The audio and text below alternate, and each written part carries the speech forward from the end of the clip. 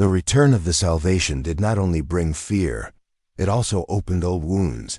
Memories that humanity tried to bury rose again. The first alien war, a nightmare from 80 years ago, was suddenly alive in every mind. The streets of Earth filled with whispers, with stories, with fear. Children asked their grandparents, "What was the war like?" The old ones lowered their heads, for they remembered the fire, the screams, the skies burning red. They remembered the invasion, the endless swarm of alien ships cutting through Earth's defenses like knives. Back then, humanity was weak, unprepared, divided, and yet, from that chaos the Salvation was born. It was not just a ship, it was a symbol. It was built in secret, a project whispered as Earth's sword. Thousands of engineers worked without rest.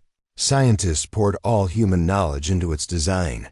It was created to be stronger, faster, deadlier than any alien warship. When it was revealed, hope returned. People looked at its shining body and believed again. They believed humanity could survive. But the war did not care for hope. The swarm came. Wave after wave, endless, merciless. Millions died. Cities turned to dust. Oceans burned with fire from the skies. Earth fought with everything, and still, it was not enough. And then came the final mission of the Salvation. The crew of the ship were chosen from the best: soldiers, pilots, engineers, minds sharper than blades. They were young, brave, ready to give their lives. Family said goodbye. Not knowing it was forever, the Salvation entered hyperspace, its task to strike at the heart of the alien swarm. And then nothing, no signal, no return, only silence. The ship vanished like smoke in the wind. Humanity grieved. They built statues for the lost crew. They carved names into walls of stone. Children were taught the story of the brave who vanished. But deep inside, people felt the trail. The ship was their last hope, and it was gone. Earth was left alone, bleeding and broken, and yet, somehow, humanity survived. The aliens retreated, or perhaps they were defeated elsewhere. The war ended not with victory, but with exhaustion, and the Salvation was never seen again until now. As the ship returned, those old memories cut deep. For 80 years, the Salvation was a ghost in the minds of humanity. And suddenly, the ghost had become real. People gathered in front of giant screens, watching its slow approach. Some cried in joy, believing their heroes had returned. Others trembled in fear, whispering that no one comes back from the dead unchanged. In a quiet town, an old woman named Hannah sat by her window. She was once a young nurse during the war. Her fiancé had been a pilot on the Salvation. She had waited, year after year, for news. Now her hands shook as she watched the broadcast. Could he still be alive? She whispered, tears falling. But another thought froze her heart. If he returned, was he still human? The leaders of Earth debated in secret rooms. Some demanded the ship be destroyed before it reached orbit. It could be a trap, they warned. It could be the enemy wearing our skin, others said. No, this is a gift. Our lost heroes have returned. But none could explain how a ship lost in hyperspace for 80 years could come home. The mystery grew heavier with every hour. Scientists studied the images from satellites. They found marks on the ship that were not human, strange symbols, glowing faintly on the hull, scars that told of battles fought in unknown regions of space. Something happened to this ship, one scientist whispered. But what? Children pointed at the screens and asked, "Is it a monster now?" Parents had no answer, for deep in their hearts, they also wondered. The Salvation looked like a relic of humanity, but something about it was different. Something alive pulsed beneath its dark surface. It was both familiar and alien, both human. And not, the world began to dream strange dreams, of voices calling from the stars, of warriors who never died, of shadows moving in endless space. People woke in the night, sweating, whispering, "The ghosts are coming back." As the ship drew nearer, Earth remembered its history not as glory, but as pain. The war, the loss, the fear, everything returned. The Salvation was more than metal. It was a wound that had never healed, now.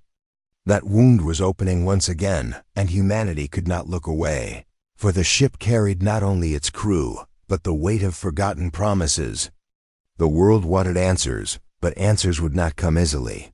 The ghost of the past was here, and with it, a truth too heavy for Earth to bear. The Salvation moved in silence, and silence was more terrifying than any weapon. Because in that silence, the ghosts of the past walked again. The world held its breath as the ghost ship entered the inner solar system. Every telescope, every camera, every satellite pointed at the dark giant. The once shining Salvation was now a scarred shadow of itself. Its massive cannons pointed in. Silence, its armor cracked and glowing faintly with alien light. It moved without sound, without answer, only drifting toward Earth like a phantom in the night. The defense fleets of Earth spread across the void. Dozens of warships surrounded the old battleship. Their weapons locked, ready to fire, but none dared pull the trigger. Destroying the Salvation felt like killing history, like killing the memory of heroes who had given everything. Still, fear burned in the hearts of the commanders. What if this ship was no longer Earth's friend? What if it carried death instead of salvation? The commander of the fleet, Admiral Wren, stood on the bridge of his flagship. His voice was calm, but his eyes showed the weight of fear. "Open channels," he ordered. "Send the signal, request identification." Across the void, radio waves traveled, messages repeated. "Salvation, this is Earth Defense Fleet. Respond. Salvation, identify yourself. Salvation, do you hear us?" Only silence answered. Minutes turned into hours. The old ship drifted, its engines faintly glowing. No human voice, no signal of life, only the whisper of static.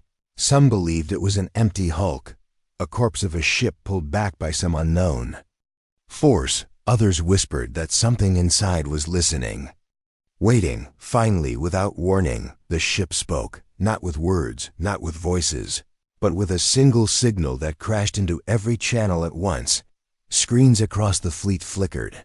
Screens across Earth went black. Every radio, every broadcast, every device carried the same sound, a deep hum like a heartbeat of metal. Then came a message. It was short, sharp, and terrifying. Humanity must prepare. The war never ended. The words repeated again and again until every soul had heard them. Then silence returned. Admiral Wren gripped the edge of his table, his knuckles white. "What war?" he whispered, though he already knew. The first alien war had ended. With silence. But what if silence was not the end, only a pause? The scientists scrambled to decode the signal. They confirmed it was using old Earth codes only the Salvation crew would know. But the voice itself was strange. It was not human, not machine, but something in between, as if thousands of voices spoke together, overlapping. Every ear that heard it felt uneasy. Some swore they recognized the voice of a father, a mother, a lost friend. Others said it was the voice of the dead, ghosts speaking through wires and steel on Earth. Chaos erupted. Crowds filled the streets demanding answers. Is it our ship? They cried. Is it our people? Religious leaders claimed the dead had returned. Others said it was a warning from the gods. Fear and hope mixed like fire and oil. No one could tell which would burn brighter. Meanwhile, the fleets moved closer. Admiral Wren ordered boarding teams to prepare. If the ship refused to speak, then humanity would enter and find answers. Special units trained for zero-gravity combat armed themselves. Their faces showed no fear, but inside their hearts beat fast, for no soldier had ever boarded a ghost before. The boarding pods launched, streaking through the darkness toward the Salvation. The old ship loomed larger and larger, its surface covered with scars and strange patterns. The pods locked onto the hull with a sharp metallic clang. Cutting torches burned through the thick armor. Finally, with a hiss of air, the first door opened, and the soldiers stepped inside. The interior was dark, colder than space itself. Their lights revealed corridors covered in dust and frost. But mixed with human steel were alien veins, glowing faint blue, pipes that pulsed like arteries, walls that seemed alive. One soldier whispered, "This is not just a ship anymore." Every step echoed like footsteps in a tomb. They reached the command deck. The chairs were empty, but the consoles flickered faintly. One screen came to life on its own. A face appeared, not human, not alien, but a shadow of both. It was blurred, broken, as if stitched together from countless memories. The soldiers froze, their breath heavy inside their helmets. The shadow spoke in the same strange chorus. "We are the crew of the Salvation," it said. "We are not dead. We are not alive. We are the ship." The words struck like thunder. The soldiers felt a chill run through their bones. The voices continued. "We fought the enemy beyond the stars. We bled in battles you cannot imagine. We did not return because the war was not finished. And now, humanity must fight again." One soldier stepped forward, his voice shaking. "What enemy? What are you warning us about?" But the shadow only flickered, repeating the same words. "The war never ended. The war never ended." On the fleet's command bridge, Admiral Wren listened in silence. His heart told him the truth he did not want to believe. The ghosts of the Salvation had returned not to save Earth, but to prepare it. Something was coming, something that had waited for 80 years, and now it was on its way. The news of the boarding mission spread quickly. People on Earth waited, holding their breath, hoping for answers. But the soldiers who entered the Salvation brought back only fear. They spoke of dark corridors that felt alive, of walls that pulsed with alien light, and of voices that whispered without mouths. The scientists demanded proof, so data logs and recordings were sent. When the world saw the images, a chill spread through every home. The once human-built corridors of the Salvation were no longer only steel. They were mixed with something alien, something organic. Pipes that pumped glowing liquid like blood. Doors that opened not by machines, but by pulsing veins. It was no longer only a ship. It was something else, something alive inside the command deck. The soldiers had seen the face made of shadows. 1,000 voices speaking as one, claiming to be the crew, claiming to have become the ship itself. At first, many dismissed it as a trick. "Impossible," said one general. "The dead cannot return." But the recordings were clear. The voices knew names, memories, details only the lost crew would know. The truth was undeniable. The Salvation carried the souls of its crew, bound forever to its cold metal heart. The scientists searched the data. They discovered fragments of logs from 80 years ago. The words were broken, scattered but terrifying. "Enemy advancing," one log read. "No retreat." Another said, "Hull breach, systems failing." Then came the last clear entry. "Crew initiated final protocol." The meaning became clear. When the Salvation faced destruction, the crew chose sacrifice. They uploaded their minds into the ship's core. Their bodies died, but their consciousness lived on. Trapped in steel, fused with alien technology they had stolen. They became something neither human nor machine. They became ghosts of war. This truth shocked the world. Some wept in sorrow, believing the crew was cursed. Others called them heroes, for they had given everything, even their humanity. But the greatest question remained, why return now? The shadowy voices gave their answer. Through every screen, every signal, they repeated. The war never ended. The enemy is gathering, stronger than before. You must prepare. The leaders argued once more. Some said the ship should be destroyed. It is no longer ours. It is dangerous, they warned. Others said, no, we need them. They are the only ones who know the enemy. But no decision came. Fear divided humanity again.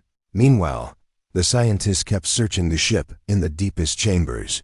They found chambers filled with broken machines, weapons far beyond human design, but each weapon bore scars of battle, marks from enemies never seen by human eyes. The logs showed images of alien ships, shapes twisted and monstrous, ships that looked like predators, not machines. Ships that had hunted the Salvation for decades in unknown regions of space. The truth was worse than anyone imagined. The crew had not only fought, they had kept fighting, year after year. In a war Earth never saw, the ghosts had held the line. Alone, their sacrifice kept the enemy from finding Earth again. And now with their return, it meant only one thing. The enemy was coming. On Earth, fear spread faster than light. Children cried in their sleep. Families prayed to the stars, and soldiers sharpened their weapons, but doubt filled every heart. Could humanity fight an enemy it had already failed to defeat? Admiral Wren stood again before the great screens. He watched the ghost ship floating silently, his mind heavy with the truth. He spoke to his officers, his voice steady. If the Salvation carries our fallen, then they are still our people. But if they are telling the truth, then our time is short. He clenched his fist. We must prepare for war, yet not all trusted the ghosts. Some believed the Salvation had been corrupted, that the crew had lost their humanity, that the alien technology had twisted their minds. One scientist whispered, "What if they are not warning us? What if they are leading us into a trap?" The question spread like fire. Doubt poisoned the fragile unity of Earth. Still, the ship remained silent after its warning. It floated in orbit, watching, waiting, its dark hull gleaming with alien veins. Inside, the voices of the crew whispered.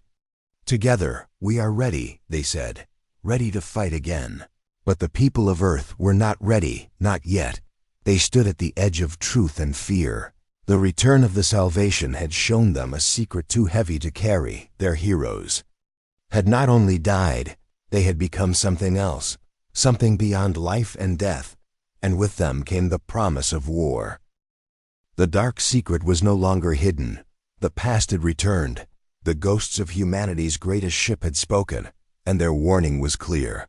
The real war had not ended. It was about to begin again.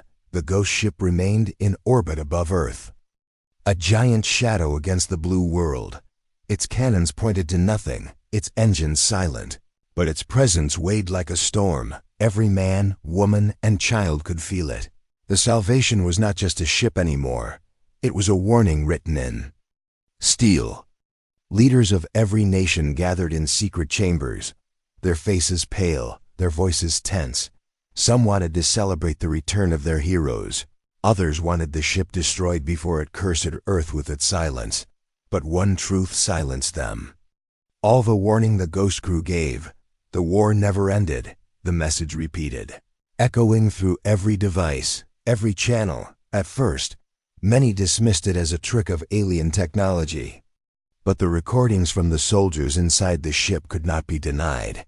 The shadow voices were human, carrying fragments of memory. They spoke names only the lost crew could know, and their fear was real.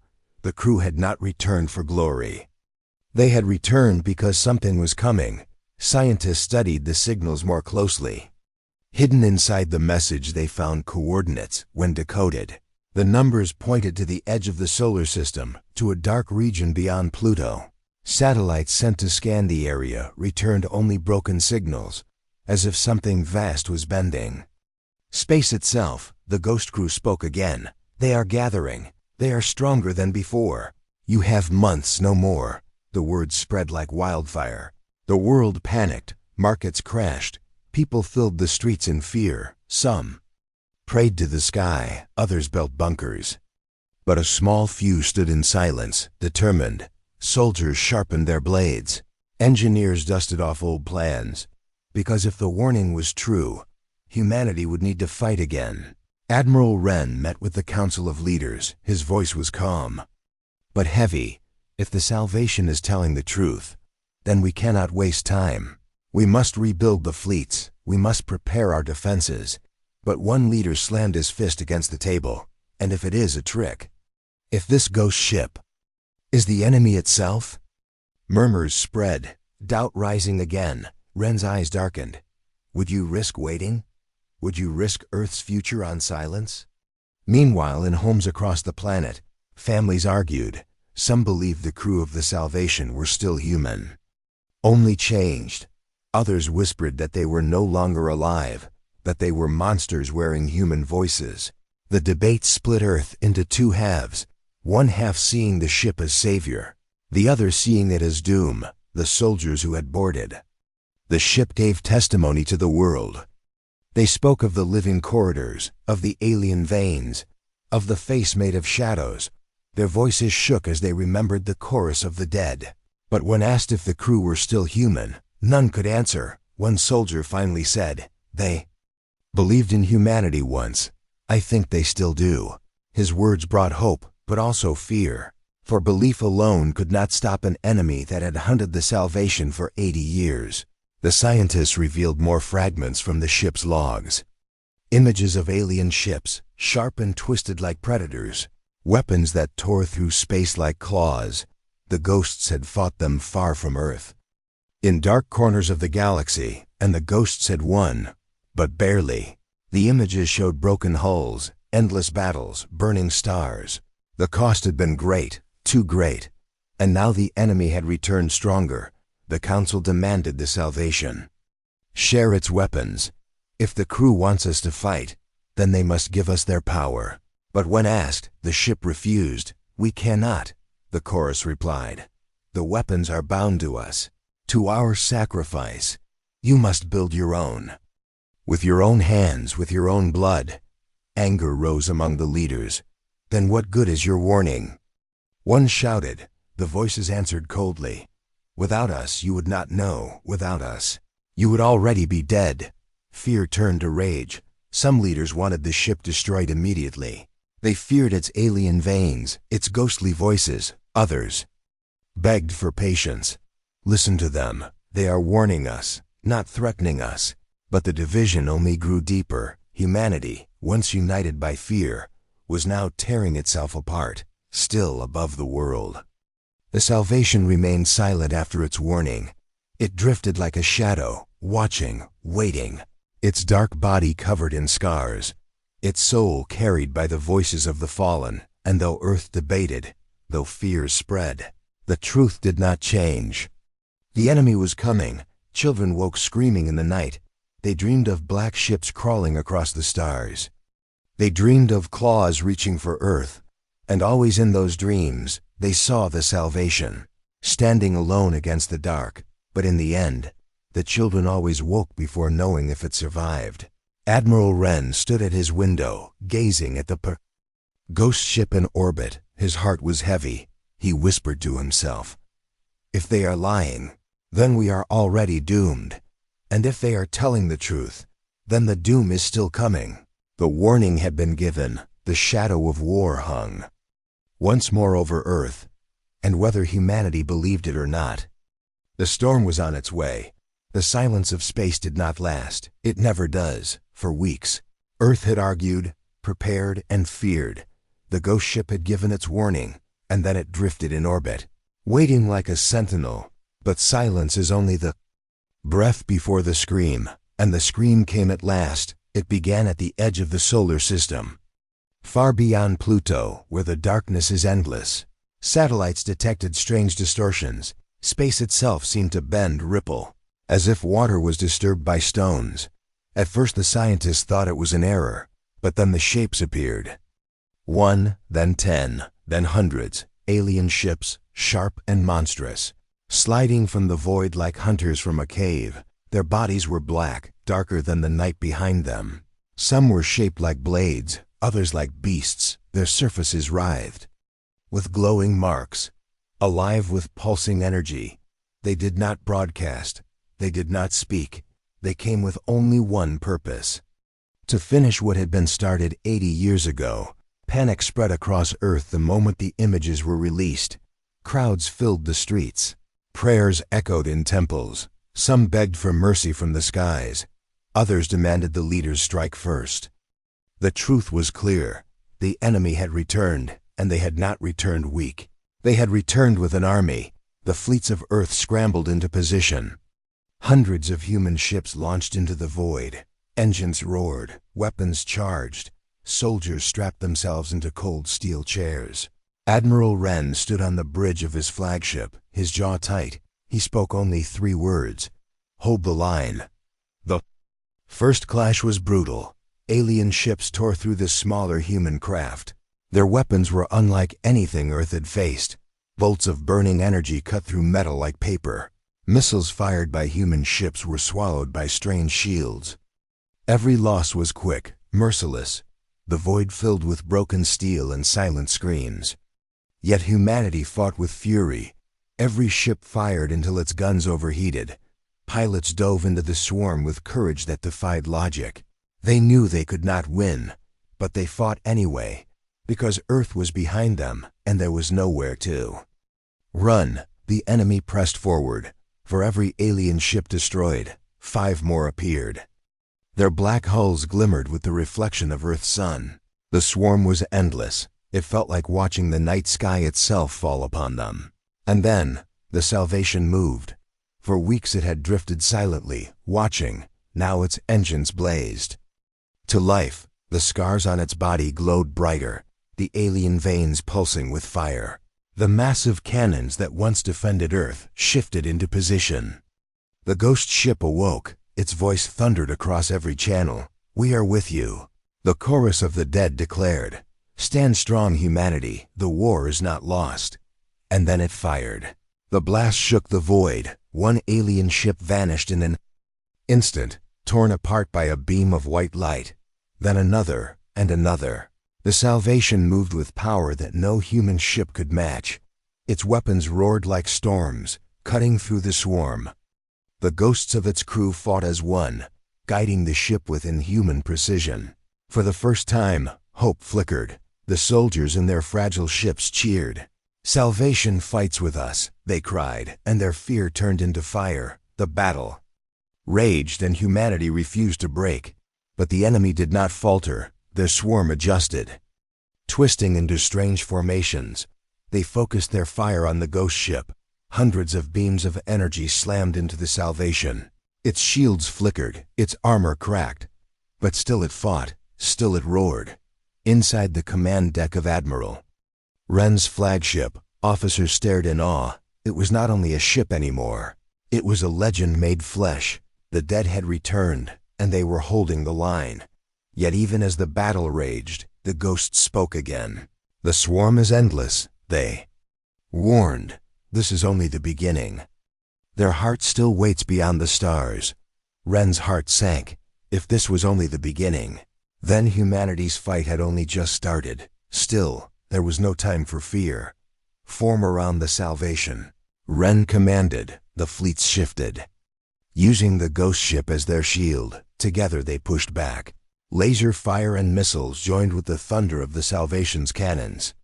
And slowly, for the first time, the alien swarm retreated a step. But it was not victory. It was survival. The void was filled with wreckage, the corpses of ships drifting like broken bones. Tens of thousands of human lives had been lost already. The enemy had only shown a fraction of its strength. And still, Earth had barely survived. The Salvation drifted forward, its scars deeper, its voice weaker, but its chorus whispered with determination. "This is not the end. This is only the first battle. You must be ready, or you will fall." On Earth, the people watched the transmissions in silence. Some wept for the dead, others clenched their fists in rage.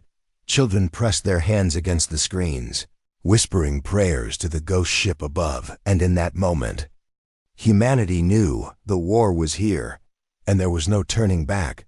The return of the enemy had begun. And the fate of Earth would be decided not in silence, but in fire, blood, and steel. The first great clash was over, but the war was far from finished. The swarm had retreated into the shadows of space. But it was not defeat, it was only a pause. A gathering of strength. Everyone on Earth knew it, felt it, feared it. The ghosts of the Salvation had spoken the truth. The enemy was endless. The wreckage of ships floated across the void. Broken steel, shattered glass, lifeless bodies drifting in silence. Each piece was a reminder of the price already paid. But still, humanity endured. Still, the fleets circled Earth. Still, the ghost ship floated above. And everyone waited for the storm to come again. It came sooner than anyone hoped. The swarm returned, larger, darker, more furious. Their numbers filled the edge of the solar system. A black tide of fire and claws. They came in silence, but their silence screamed louder than thunder. The second battle had begun. Admiral Wren stood tall on his bridge. His eyes burned with fire, though his heart was heavy. "Hold the line," he said again, his voice steady. The fleets moved into formation. Weapons charged. This was no longer defense, this was survival. The enemy struck with fury. Waves of black ships tore into the human fleets. Energy beams ripped through armor.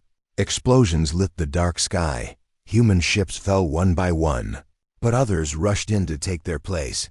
Every pilot knew the truth. There was no tomorrow without victory, and then the Salvation roared to life. Its cannons blazed. Its scars glowed with alien fire. The voices of the dead filled every channel. "We fight with you," they cried, and hope returned. If only for a moment. Together, the fleets. And the ghost ship struck back. Alien ships burned, torn apart by fury and fire. But the swarm did not weaken, it only pushed harder. Then came the mothership. It emerged from the shadows, vast beyond imagination. Bigger than cities, darker than night. Its body was covered in glowing scars, its weapons the size of mountains. The swarm bowed before it like soldiers to a king. Fear froze humanity's heart.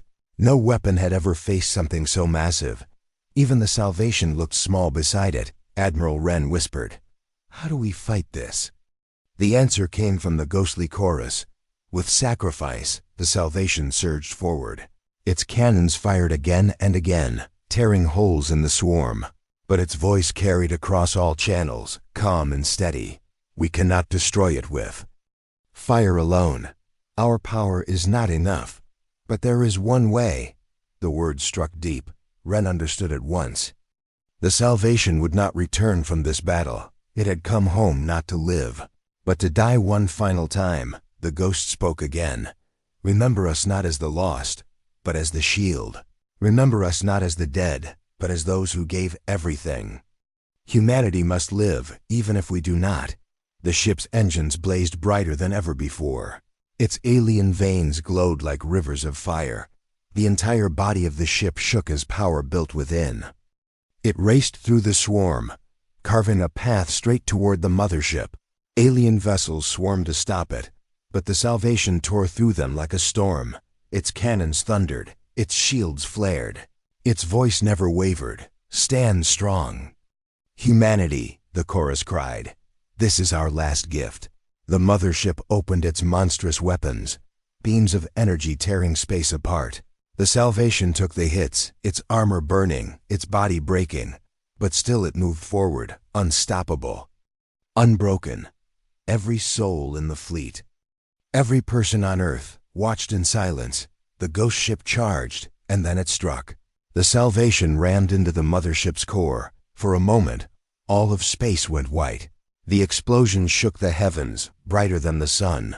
The swarm screamed without sound, twisting, burning, falling into ruin, one by one. Their ships shattered, their dark tide broken. The mothership cracked apart, its glowing scars tearing open, and then it was gone.